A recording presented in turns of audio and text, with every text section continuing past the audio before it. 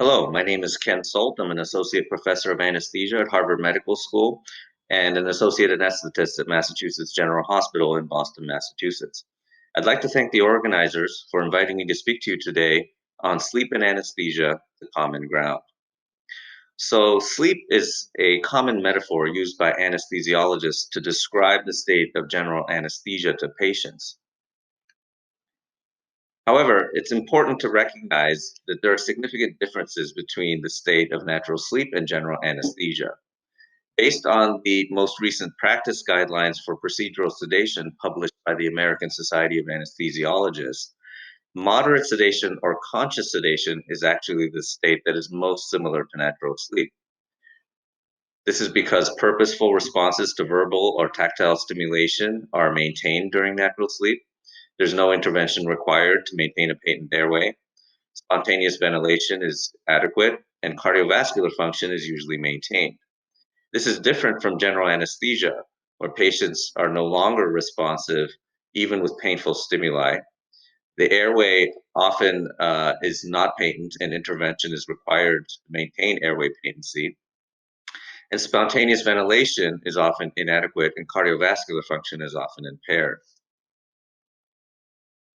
This is a table that my group put together for a recent review article that we published in Anesthesia and Analgesia, describing some of the similarities and differences between natural sleep and general anesthesia. Of course, there's a reversible loss of consciousness with both states, and this is why natural sleep is often used as a metaphor for anesthesia.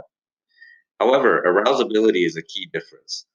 During natural sleep, we are able to be aroused with sufficient external stimuli, whereas under general anesthesia, that is no longer the case. There's also a cyclical or ultradian rhythm over 24 hours that's present with natural sleep and does not exist with general anesthesia. During prolonged wakefulness, there's a homeostatic pressure to sleep, which is then relieved by sleeping. And it is unclear if general anesthesia completely intersects with these mechanisms, but there are some studies in animals suggesting that general anesthesia is easier to induce in animals that have been awake for long periods of time and have a strong amount of sleep pressure. And there's also some studies to suggest that anesthetics may actually relieve sleep pressure itself. However, there are only a few studies on this, and more work is needed to really understand. And it appears that some of these effects may also be drug dependent. Memory formation is an important feature of sleep. When we sleep, we process and consolidate our memories, and this does not occur under general anesthesia. Finally, an interesting observation that I think many clinicians are aware of is that after a good night's sleep, we know that some time has passed since the time we fell asleep. But under general anesthesia, there seems to be no sense of time passing. Patients often describe it as feeling like an instant in time, even if they were under anesthesia for many hours. There are some EEG similarities between non-REM sleep and dexmedetomidine sedation, which I'll review in this slide. On the left-hand side is a hypnogram. The top panel on the left is what's called a technician-scored hypnogram. And this is derived from both EEG and other physiologic data. It's manually scored every few minutes, basically determine whether a subject is in the awake state, in rapid eye movement sleep or REM sleep, or the three different stages of non-rapid eye movement or non-REM sleep. As you can see, over the course of several hours at night, this is a typical sleeping subject who cycles between REM and non-REM sleep over the course of a night. And the bottom panel is a spectrogram, which basically consolidates the EEG data that was recorded over this period. So in the spectrogram, frequency is on the y-axis, time in hours is on the x-axis, and the color denotes the power at any given frequency in the EEG. So as you can see, most of the EEG power over the course of the night is denoted in red at lower frequencies, And this is typical of non-REM sleep, where we have high amplitude, low frequency oscillations that show up in a spectrogram as hot spots, if you will, or high power in at low frequencies. Um, as you can see, some of these bouts of non-REM sleep are interrupted by periods of REM sleep when the low frequency power decreases and the frequency at higher power in the 10 hertz range um, on for brief periods of time. REM sleep. On the right-hand panel is a typical EEG from a human sedated with dexmedetomidine. The upper panel shows low-dose dexmedetomidine sedation, where we see power at low frequencies, and also a distinct feature is what we call spindle oscillations. This is also seen during natural sleep when people are just starting to fall asleep.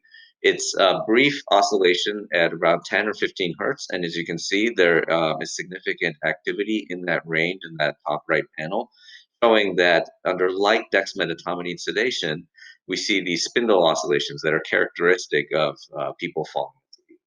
Now, the lower panel is a representative spectrogram from deep exercise sedation, showing that these spindle oscillations are now absent, and we have a higher power at these lower frequencies that's very similar to non-REM sleep on the left. However, it's important to recognize that burst suppression, which is commonly observed with general anesthetics at high doses, such as sevoflurane, isoflurane, and propofol, um, this is a pattern that is unique to high dose anesthesia and is not observed during natural sleep. And this is a pattern that's shown by periods of low electrical activity um, and bursts of activity shown in red here. And again, this is a unique pattern that is not observed during natural sleep. There is evidence that anesthetics may actually be interacting with neural circuits in the brain involved in sleep and arousal to produce anesthesia. On the left is a figure of a mouse brain, and the VLPO, or the ventrolateral preoptic area, is a well-known sleep-promoting area of the brain that has GABAergic neurons that inhibit subcortical arousal centers, including the TMN, or the tuberomammillary nucleus, which releases the arousal-promoting neurotransmitter histamine.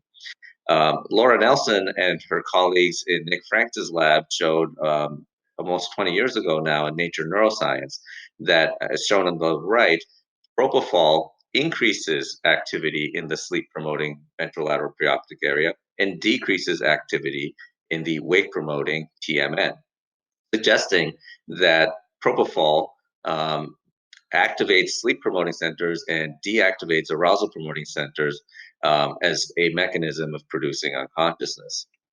This notion was supported by Moore and colleagues about 10 years ago in a paper published in Current Biology from Max Kels's group. What they found was that these sleep promoting VLPO GABAergic neurons are actually activated by isoflurane. So as you can see on the right, the firing of these neurons increased with increasing doses of isoflurane, suggesting that the anesthetic isoflurane also activates these sleep promoting neurons to produce consciousness. We've been doing some work in an area of the brain called the rostromedial tegmental nucleus. This is an area that contains GABAergic neurons in the midbrain that inhibit arousal promoting dopamine neurons in the ventral tegmental area.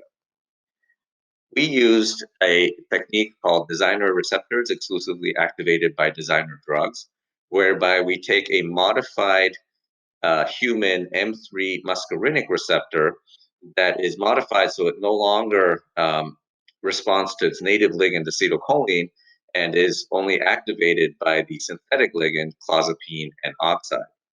So we introduced this designer receptor into GABAergic neurons of the rostromedial tegmental nucleus of VGAT-Cre mice that express the enzyme Cre recombinase under the transcriptional control of VGAT, or the vesicular GABA transporter. Using this technique, we are able to express these receptors only in GABAergic neurons of this part of the brain. What we found is that when we took a control mouse and we gave it clozapine N oxide, the synthetic ligand, it acts normally. It walks around in this open field trying to escape. On the right is an animal that has the designer receptor HM3DQ expressed in RMTG GABA neurons. And as you can see, this animal appears sedated. It's not actually sleeping, but it is not showing a normal level of activity like the animal on the left.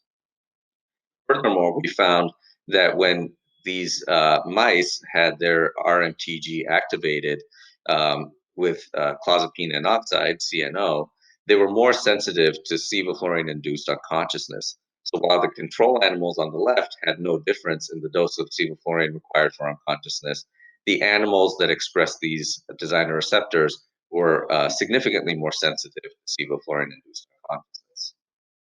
So to summarize, sleep is similar to moderate sedation, not general anesthesia. EEG oscillations during non-REM sleep are similar to dexmedetomidine sedation. Burst suppression is observed during deep general anesthesia, but not during natural sleep. Finally, anesthetics may induce unconsciousness, activating sleep-promoting neurons in areas like the ventrolateral preoptic area or the rostromedial tegmental nucleus. And I'd just like to thank my lab members, as well as the National Institutes of Health, the McDonald Foundation, and my department for their support of my research. Thank you very much.